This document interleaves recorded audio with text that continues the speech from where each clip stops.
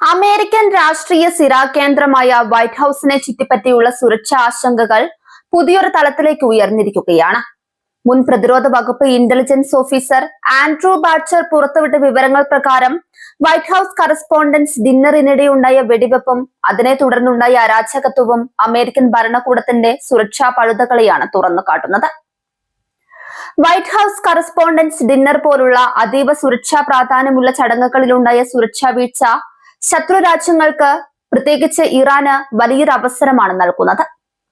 Qasem സുലൈമാനിയുടെ കൊലപാതകത്തിന് പകരം വീട്ടുമെന്ന് Iran നേരത്തെ തന്നെ പ്രഖ്യാപിച്ചിട്ടുള്ളതാണ്. സുലൈമാനിയുടെ വധത്തിന് ശേഷം ട്രംപിനെ ലക്ഷ്യമിട്ടുള്ള ഭീഷണികൾ ഇറാന്റെ ഭാഗത്തു നിന്ന് നിരന്തരം ഉണ്ടാകാറുണ്ട്. ഇസ്രയേൽ പലസ്തീൻ സംഘർഷങ്ങളും മേഖലയിലെ മറ്റ് അസ്വസ്ഥതകളും നിലനിൽക്കുമ്പോൾ അമേരിക്കൻ മണ്ണിൽ തന്നെ ഇത്തരമൊരു സുരക്ഷാ ലംഘനം ഉണ്ടാകുന്നത് ഭരണകൂടത്തിനെ പ്രതിരോധത്തിലാക്കുന്നു.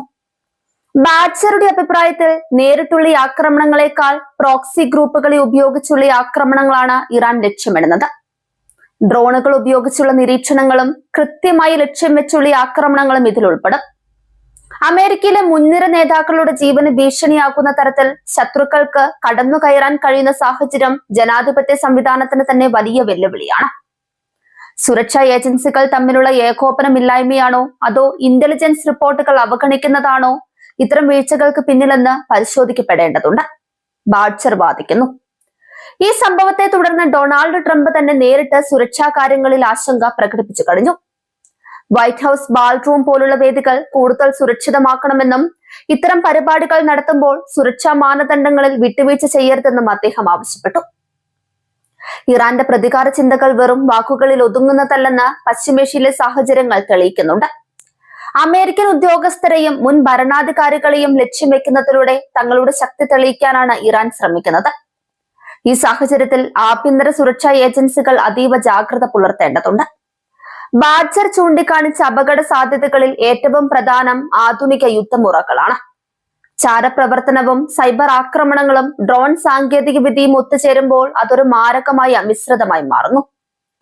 ശത്രുക്കൾക്ക് നേരിട്ട് വരാതെ തന്നെ ലക്ഷ്യസ്ഥാനങ്ങളിൽ നാശനഷ്ടങ്ങൾ വരുത്താൻ സാധിക്കും. രാഷ്ട്രീയ നേതാക്കളുടെ സുരക്ഷ എന്നത് രാജ്യത്തിന്റെ ആത്മാഭിമാനത്തിന്റെ പ്രശ്നം കൂടിയാണ്. ലോക പോലീസുകാരൻ എന്ന് സ്വയം വിശേഷിപ്പിക്കുന്ന അമേരിക്കയ്ക്ക് സ്വന്തം നേതാക്കളെ സംരക്ഷിക്കാൻ കഴിയുന്നില്ലെന്ന ധാരണ ലോകരാഷ്ട്രങ്ങൾക്കിടയിൽ മോശം പ്രതിച്ഛായ ഉണ്ടാക്കും. യുദ്ധം ദീർഘകാലം നീണ്ടു നിൽക്കുന്നതും ഇത്തരം അന്താരാഷ്ട്ര സംഘർഷങ്ങൾ രൂക്ഷമാകുന്നതും ഗൾഫ് രാജ്യങ്ങളെയും ബാധിക്കും. അമേരിക്കയും ഇറാനും തമ്മിലുള്ള നേരിട്ടുള്ള ഏറ്റുമുട്ടൽ ഉണ്ടായാൽ അത് ലോക സാമ്പത്തിക ക്രമത്തെ തന്നെ തകിടം മറിക്കും. സുലൈമാനിയുടെ കൊലപാതകം ഒരു വ്യക്തിയുടെ മാത്രം കൊലപാതകമായല്ല ഇറാൻ കാണുന്നത്. അത് തങ്ങളുടെ ദേശീയ അഭിമാനത്തിനേറ്റ മുറിവായാണ് അവർ കണക്കാക്കുന്നത്. അതുകൊണ്ട് തന്നെ അതിന് സമാനമായ രീതിയിലുള്ള ഒരു തിരിച്ചടി അവർ ആഗ്രഹിക്കുന്നുണ്ട്. ട്രംപിനെ ലക്ഷ്യം വെക്കുന്നത് ആ പ്രതികാരത്തിന്റെ ഭാഗമാണെന്ന് ബാച്ചർ വിശ്വസിക്കുന്നു. അമേരിക്കയിലെ സുരക്ഷാ ഉദ്യോഗസ്ഥർക്കിടയിലുള്ള ഭിന്നതകളും രാഷ്ട്രീയപരമായ വിയോജിപ്പുകളും സുരക്ഷാ നടപടികളെ ബാധിക്കുന്നുണ്ടോ എന്ന കാര്യവും ചർച്ചയാകുന്നുണ്ട്. ട്രംപിന് നൽകുന്ന സുരക്ഷയുടെ കാര്യത്തിൽ ഇരട്ടത്താപ്പുണ്ടെന്ന ആരോപണവും ശക്തമാണ്. ആഗോളതലത്തിൽ ഭീകരവാദ വിരുദ്ധ പ്രവർത്തനങ്ങളിൽ അമേരിക്ക മുൻപന്തിയിലാണെങ്കിലും സ്വന്തം മണ്ണിൽ വളർന്നു വരുന്ന ഭീഷണികളെ നേരിടുന്നതിൽ അവർ പരാജയപ്പെടുകയാണോ എന്ന ചോദ്യം ഉയരുന്നുണ്ട്. ശത്രു രാജ്യങ്ങൾ സാങ്കേതികമായി കൂടുതൽ കരുത്തരാകുന്നത് അമേരിക്കയുടെ മേധാവിത്വത്തിന് ഭീഷണിയാണ്. ബാച്ചർ മുന്നറിയിപ്പ് നൽകുന്ന മറ്റൊരു കാര്യം ഇത്തരം ആക്രമണങ്ങളുടെ പ്ലാനിങ്ങിനെ കുറിച്ചാണ്. മാസങ്ങളോളം നീളുന്ന നിരീക്ഷണങ്ങൾക്കൊടുവിലാണ് പലപ്പോഴും ഇത്തരം ആക്രമണങ്ങൾ നടക്കുന്നത്. ട്രംപിന്റെ സുരക്ഷാ ടീം കൂടുതൽ ജാഗ്രത പാലിക്കേണ്ടതുണ്ട്. വരാനിരിക്കുന്ന തെരഞ്ഞെടുപ്പ് കാലഘട്ടത്തിൽ അദ്ദേഹത്തിന് ജനങ്ങൾക്കിടയിലേക്ക് ഇറങ്ങി ചെല്ലേണ്ടി വരും. ആ സമയങ്ങളിൽ സുരക്ഷ ഉറപ്പാക്കുക എന്നത് വലിയ വെല്ലുവിളിയായിരിക്കും. അമേരിക്കൻ കോൺഗ്രസും സുരക്ഷാ വീഴ്ചയെക്കുറിച്ച് അന്വേഷണം പ്രഖ്യാപിക്കണമെന്ന ആവശ്യം ഉയർത്തിയിട്ടുണ്ട്. വൈറ്റ് ഹൌസ് ഡിന്നർ പോലുള്ള ചടങ്ങുകളിൽ എങ്ങനെ ഇത്തരമൊരു വീഴ്ച സംഭവിച്ചു എന്നത് ദുരൂഹമാണ്. ഇറാന്റെ പ്രോക്സി ഗ്രൂപ്പുകൾ ലോകമെമ്പാടും പടർന്ന് പന്തലിച്ചിരിക്കുകയാണ്. ലെബനനിലെ ഹിസ്ബുള്ള മുതൽ യമനിലെ ഹൂതികൾ വരെ ഇറാന്റെ നിർദ്ദേശാനുസരണം പ്രവർത്തിക്കുന്നവരാണ്. അമേരിക്കൻ താൽപര്യങ്ങളെ എവിടെ വെച്ചും ഇവർക്ക് ആക്രമിക്കാൻ സാധിക്കും. സുലൈമാനിയെ കൊലപ്പെടുത്തിയ ഡ്രോൺ ആക്രമണത്തിന് സമാനമായ ഒരു തിരിച്ചടിക്ക് ഇറാൻ തയ്യാറെടുക്കുന്നുണ്ടെന്ന റിപ്പോർട്ടുകൾ ഗൗരവമുള്ളതാണ്. കണ്ണിന് കണ്ണ് എന്ന നയമാണ് ഇറാൻ പിന്തുടരുന്നത്. ഇത് ലോകത്തെ തന്നെ മറ്റൊരു യുദ്ധത്തിലേക്ക് നയിച്ചേക്കാം. ബാഡ്ജറുടെ വെളിപ്പെടുത്തലുകൾ അമേരിക്കൻ മാധ്യമങ്ങളിൽ വലിയ ചർച്ചയായിട്ടുണ്ട്. സൈനിക ഉദ്യോഗസ്ഥനായിരുന്ന ഒരാൾ തന്നെ ഇത്തരം വെളിപ്പെടുത്തലുകൾ നടത്തുമ്പോൾ അതിന് വലിയ പ്രാധാന്യമുണ്ട്. ട്രംപ് ആഗ്രഹിക്കുന്നത് പോലെ സുരക്ഷിതമായ വേദികൾ ഒരുക്കുക എന്നത് പ്രായോഗികമായ പരിഹാരമാണ്. എന്നാൽ ശത്രുക്കളുടെ പക്കലുള്ള ആയുധങ്ങളുടെ പ്രഹരശേഷി വർദ്ധിക്കുമ്പോൾ വേദികളുടെ മാറ്റം കൊണ്ട് സുരക്ഷ ഉറപ്പാക്കാൻ കഴിയില്ല.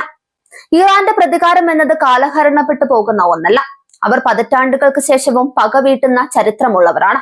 അതുകൊണ്ട് തന്നെ സുലൈമാനി കേസ് അവസാനിച്ചു എന്ന് അമേരിക്ക കരുതുന്നത് വിഡ്ഢിത്തമായിരിക്കും.